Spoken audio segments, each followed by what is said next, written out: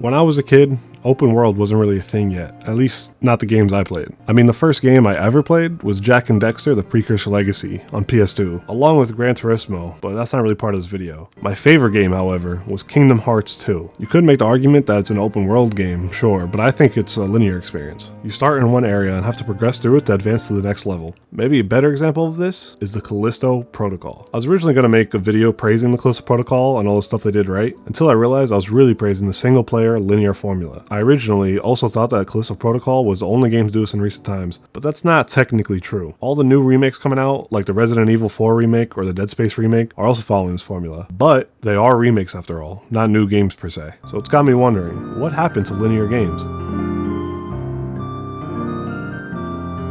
Roxas! Roxas! Huh?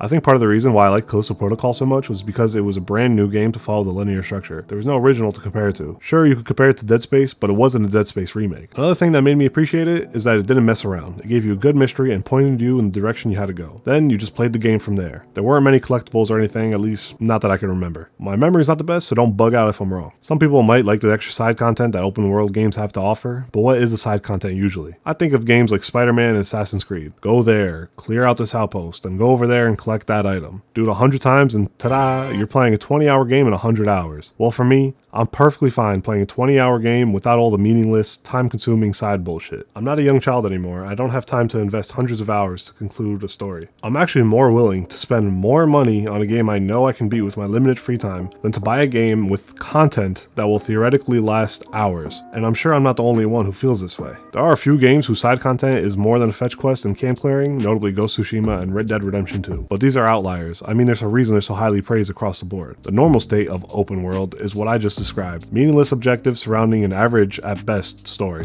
And it seems most games coming out now are open world. What I think these games suffer from is that travel is boring. But with linear games, this isn't so much an issue. My favorite is God of War. And I mean God of War 2018 and Ragnarok, since they're essentially the same game with a connected story. Well, now that I think about it, the God of War trilogy was also a fairly linear experience with a good narrative. I mean, the entire God of War story is probably one of the greatest stories I've ever heard. Granted, there are collectibles and the game is semi-open world, but it's more linear when compared to Assassin's Creed Odyssey, for example. There's one objective, one story, and one place to go. But why have companies stopped making games like this? Well, most people might not know, but a lot of the motivation comes from the console creator. In God of War's case, from Sony. They made God of War in order to sell more PS5s, so you'll buy more games on their console instead of an Xbox or a PC. Now, some of you may not like this, but for me, as long as the companies continue to make great games, I'm cool with it. But with the success of games like God of War, why do companies make these extra long, boring open world games? I think the real problem is that gamers spend money on microtransactions. If you don't think that this is a problem, let me bring up Assassin's Creed Odyssey again. A single player only game. I couldn't believe when I saw that there were microtransactions in this game, and I'm pretty sure it's not the first in the series to do so. I know I haven't spent any money on microtransactions on a single player game before, but I can see how it's tempting. I mean,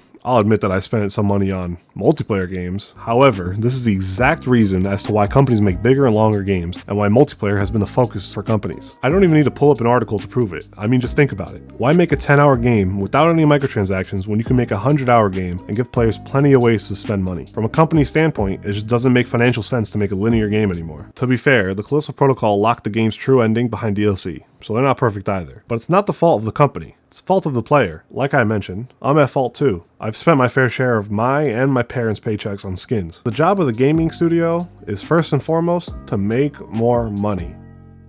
I actually don't disagree with that being the primary objective, because no more money equals no more games. What most companies seem to have forgotten is that more does not mean better. It's rare that a company like Larian Studios comes out and creates a masterpiece like Baldur's Gate 3, but look at their success. Not exactly a linear game, but also not filled with the normal open world garbage. Am I making some groundbreaking statements here? No. Plenty of people have already complained about microtransactions. And not to sound too corny, but as a community, gamers need to stop wasting money on in-game purchases and long drawn out games not worth the $70 price tag that they have. Which brings me back to God of War Ragnarok. According to How Long to Beat, the main story takes 26 hours. There's no microtransactions and no DLC. Actually, correction, there is DLC, but it's free. And the game reminds me of my childhood. The world is unique, and you get excited to explore, even if it's just to take a look around. But what gets you more excited is the story, similar to the experience of playing Kingdom Hearts 2 when I was a kid. And if, by some miracle, a game developer is watching this video, I beg, please make more linear games.